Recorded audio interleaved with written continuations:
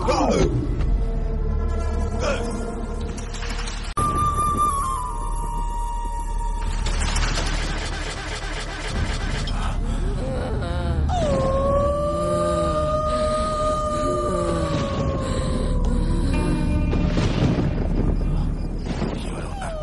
గమనించిన ఈ మంత్రగాడు ఇలా అంటూ ఉన్నాడు, బల బల మంత్రాలవ్వా బల, నీ శక్తికి అమోఘం. నీ శక్తి ముందున ఎటువంటి పిశాచలైనా చల్లా చెదురు కావలసిందే. జై మంత్రాలవ్వా అని చెప్పి ఆ మంత్రగాడు మంత్రాలవ్వ చెప్పిన విధంగానే ఆ గృహలో దారులా పడుతూ ఉన్న ఆ పాపాలికా మాతృ గురువు యొక్క రక్తాన్ని తీసుకొని ఒక కుండలో సేకరించి ఆకాశ మార్గంలో ఎగురుకుంటూ నేరుగా ఈ అగ్నిజ్వాల ప్రదేశం వద్దకు ప్రవేశించి ఆకాశం నుంచే ఆ రక్తాన్ని ఈ పిశాచాల పైపుతో పాటు ఆ యొక్క పాపాలిక సిద్ధ గురువు పైన కూడా రక్తాన్ని పోస్తూ ఉన్నాడు. అది గమనించిన ఈ పిశాచాలు గట్టిగా కేకలు పెడుతూ ఇలా అంటూ ఉన్నాయి, ఎవడెవరా నువ్వు? ఆపు, ఈ రక్తార్చన ఆపు. మన శిరస్సుల పైన, పిశాచ శిరస్సుల పైన కానీ మంత్రగాల శిరస్సు పైన కానీ ఏదైనా ఒక మానవ రక్తం కానీ వెదజల్లితే ఆ పిశాచాలకు అప్పుడుతోనే అంతం లేదా జీవితకాంతం బందీగా ఉండిపోవలసిందే. వీడు ఎవడో ఆ విషయం తెలుసుకొని మనపై రక్తార్చన చేస్తూ ఉన్నాడు. ఆపరా మానవ, ఆపు అని ఆ పిశాచాలన్నీ గట్టిగా అరుస్తూ ఉన్నాయి. కానీ ఈ మాంత్రికుడు మాత్రం మంత్రాలను చెప్పిన విధంగానే ఆ రక్తాన్ని ఆ పిశాచాలపై పోశాడు. కొద్ది సమయానికి ఆ పిశాచాలని రక్తం కక్కుకొని అక్కడికక్కడే పడిపోయి ఉన్నాయి. అంతేకాదు ఆ మాంత్రికుడు మంత్రాలవ్వ ఇచ్చిన ఆ మంత్రదండాన్ని ఆ భయంకరమైన భక్షకి పిశాచి విగ్రహం పైన శిరస్సు భాగంలో ఒక్కసారిగా గుచ్చాడు. అంతే, ఆ యొక్క భక్షకి పిశాచి శిల్పం ముక్కలు ముక్కలుగా పేలిపోయి కాలి బూడిదగా మారిపోయింది. ఆ మాంత్రికుడు అంతా చూసి చాలా ఆనందపడుతూ గట్టిగా నవ్వుతూ ఇలా అంటూ ఉన్నాడు, విజయస్తు మంత్రాలవ్వ, విజయస్తు. నీవు ఇచ్చిన ఈ మంత్రధారణతో పాటు ఈ మంత్రదండం కూడా విజయాన్ని సాధించింది మంత్రాలవ్వ. మంత్రాలవ్వకి మంత్రాలవ్వ లేకపోతేనేమి, వాటిని సాధించే మాలాంటి శిష్యులు ఉన్నాం కదా. మంత్రాలవ్వ, నువ్వు చెప్పిన రెండవ కార్యం కూడా నిర్విఘ్నంగా పూర్తి చేశాం. ఇక ఒకటి ఉంది. భయంకరమైన చంచలమైన ఆ పాపాలిక మాంత్రికుని నీ స్వహస్తాలతో నువ్వే సంహరించు మాత. ఇప్పుడే నీకు ప్రసాదించిన ఈ మంత్ర శక్తిని కూడా తిరిగి మరలా మీకు అర్పిస్తాం. ఓం జై మంత్రాలవ్వ అని చెప్పి ఆ మాంత్రుడు అక్కడి నుంచి అదృశ్యమైపోయాడు. ఇదిలా ఉండగా ఈ అగ్నిజ్వాల ప్రదేశంలో పడిపోయి ఉన్న ఈ పిశాచాలన్నిటినీ తిరిగి మరలా యథావిధిగా ఈ మంత్రాల వద్ద ఉన్న ఆ భయంకరమైన పిశాచి తన నోటిని చాపి మంత్రాలు చదివి ఆ పిశాచాలన్నిటిని తన గర్భంలోనికి ప్రవేశించుకుంది. అది చూసిన ఈ మంత్రాలవ్వ ఇలా అంటూ ఉంది,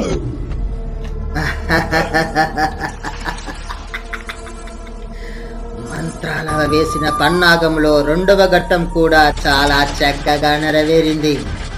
ఇక ఇదే ఆఖరి ఘట్టం. ఈ పాపాలిక మాంత్రికుని సంహరిస్తే చాలు, వీరిని పూర్తిగా నాశనం చేసి ఎలా అయినా సరే సర్వనాశనం గావిస్తాను.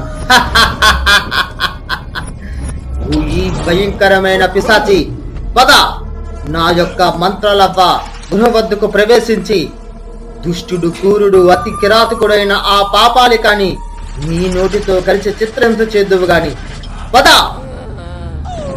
అని చెప్పి మంత్రాలతో పాటు ఆ రాక్షసి కూడా నడుచుకుంటూ నేరుగా ఈ గృహ వద్దకు వెళ్లారు. ఇంతలో ఈ పాపాలిక మాంత్రికుడు ఎదురుగా నిలుచున్న ఈ మంత్రాలవ్వ అనుచరులతో భయంకరమైన యుద్ధం చేస్తూ ఉన్నాడు. తన మంత్రదండంతో ఆ యొక్క మంత్రాలవ్వ అనుచరులపైకి ఏవో శక్తులు విసురుతూ ఉన్నాడు. కొద్ది సమయానికి ఆ మంత్రాలవ్వ అనుచరులో ఒక వ్యక్తి అక్కడికక్కడే బూడిదలా మారిపోయాడు. ఈ యొక్క పాపాలిక మాంత్రికుడు ఇలా అంటూ ఉన్నాడు, చూసావా బక్క ప్రాణి, నీ పక్కనే ఉన్న నీ తోబుట్టువు ఎలా బూడిదలా మారిపోయాడో. దయచేసి అడ్డు తప్పుకో, లేకపోతే నువ్వు సర్వనాశనం అయిపోతావు. మంత్రాల గృహలో ఉన్న ఆ మంత్రాల పేటిక నా వశం కాబోతుంది. ఆ తర్వాత నువ్వు నా అనుచరుడుగా ఉండిపోదు గాని మార్గానికి అడ్డులేగు అని ఈ పాపాలికా మంత్రుడు గట్టిగా అరుస్తూ ఉన్నాడు. ఆ మాటలు విన్న ఈ మంత్రాలవ అనుచరుడు ఇలా అంటూ ఉంది, ఒరే పాపాత్ముడా, మంత్రాలవ మంత్రశక్తి నీ వశం కావడం కల్లరా. మంత్రాలవ మంత్రాలు ఉన్నా సరే అది ఈ మానవుల మంచి కోసమే చేస్తూ ఉంది. నీలా స్వప్రయోజనం కోసం లేదా దుష్టశక్తి ఆరాధన కోసం ఉపయోగించడం లేదురా. మంత్రాలవని తాకడం కానీ మంత్రాలవన శక్తి నీకు పట్టుకోవడం కానీ అది నీ జన్మకు జరగదు. నీకు మరణం ఈ రోజే ఖాయంలా ఉంది. అందుకనే ఈ గృహ వద్దకు వచ్చావు అని ఈ యొక్క మంత్రాలవ అనుచరుడు ఈ పాపాలికా మంత్రుడితో చెప్పాడు. ఆ మాటలు విన్న ఈ పాపాలికా మంత్రుడు కోపావేశంతో రగిలిపోయి మంత్రదండం తనపైకి ఎత్తబోయాడు.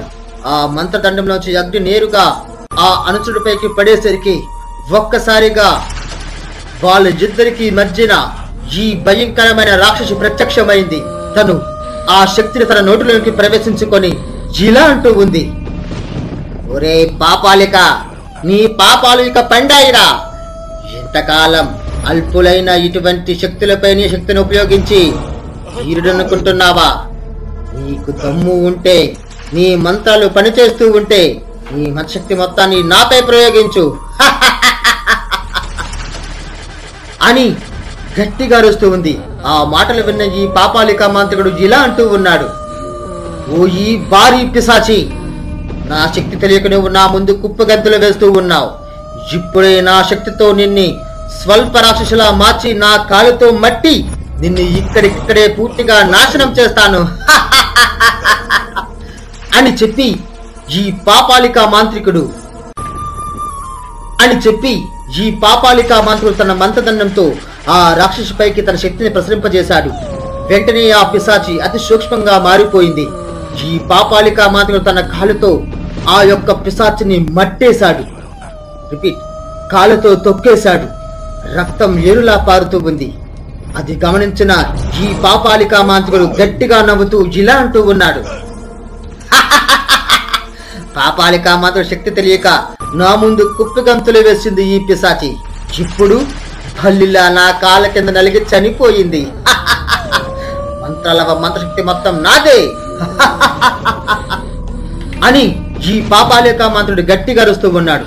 ఇంతలో తన కాలుతో తొక్కివేసిన ఆ పిశాచి అతి సూక్ష్మంలో మారి తన శరీర భాగంలోనికి ప్రవేశించి ఈ పాపాలికా మంత్రుడు శిరస్సు భాగంలో చేరుకొని చెవి కంద్రంలోంచి ముక్కు రంధ్రంలోంచి బయటికి వస్తూ రక్తాన్ని పీల్చేస్తూ ఉంది.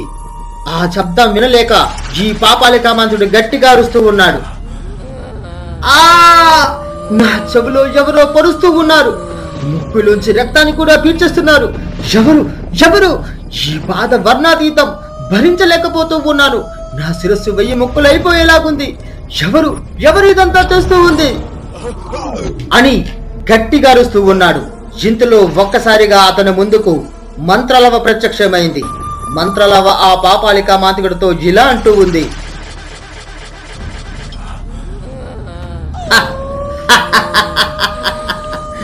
ఒరే పాపాలిక, ఇంతకాలానికి నీ పాపాలకన్నిటికీ ఒక లెక్కకు వచ్చింది.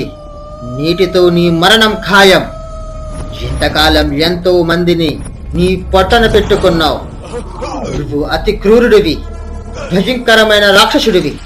ఈ భూమిపై ఉండడానికి నేను నిన్ను అనుకరించను. మంత్రాల శక్తిని కూడా పొందడానికి నువ్వు అనర్హుడివి.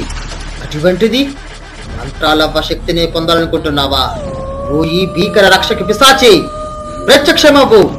ఈ భయంకరమైన భారీ శరీరంతో ఈ పాపాలికా మాత్రమే ముక్కలుగా ఇక్కడే హతమార్చు అని ఈ మంత్రాలవ చెప్పగా సూక్ష్మ రూపంలో ఉన్న ఆ పిశాచి అతి భీకరమైన భయంకరమైన భారీ పిశాచిలా మారి ఈ పాపాలికా మాత్రం తన అరచేతిలోనికి పట్టుకొని మరొక చేతితో అక్కడికక్కడే నులిమి రక్తంలా మార్చేసింది. ఆ రక్తాన్ని తన చేతితో పట్టుకొని నోటులోనికి మింగేసింది. అది చూసిన ఈ మంత్రాలవ ఇలా అంటూ ఉంది, ఇప్పటికి కథ సుఖాంతమయ్యింది. ఈ పాపాలికా మాంత్రికుడు బెడద పూర్తిగా వినాశనమైంది. రక్షకి, ఇక నీ స్థానానికి నువ్వు వెళ్ళవచ్చు. నీ గర్భంలో ఉన్న ఈ పిండ ప్రేత పిశాచాలన్నిటినీ నువ్వు ఎప్పటికప్పుడు ఆరగిస్తూ ఉండవచ్చు. వెళ్ళు అని మంత్రాలవ చెప్పేసరికి ఆ భారీ పిశాచి తిరిగి మరలా ఆ స్తూపంలోనికి ప్రవేశించి అక్కడికక్కడే మాయమైపోయింది. ఈ మంత్రాలవ ఊరి మధ్యలోనికి ప్రత్యక్షమైంది. అంతేకాదు మంత్రాలవతో పాటు ఊరి పెద్ద, అదే విధంగా తన అనుచరులు ఇద్దరు ఊరి మధ్యలోనికి ప్రత్యక్షమయ్యారు. అనుకున్న విధంగానే ఈ మంత్రాలవ ఇద్దరు శిష్యులు తన ఒంటిలో ఉన్న మంత్రశక్తిని తిరిగి మరలా మంత్రాలవలోనికి ప్రవేశపెట్టారు. ఇదంతా గమనిస్తున్న ఊర్లో ప్రజలందరూ కూడా అక్కడికి వచ్చి మంత్రాలవకి చాలా కృతజ్ఞతగా ఉంటామని తెలిపారు. ఆ రోజు నుంచి ఆ ఊర్లో ప్రజలందరూ హాయిగా నిశ్చయంతగా జీవనం సాగిస్తూ ఉన్నారు.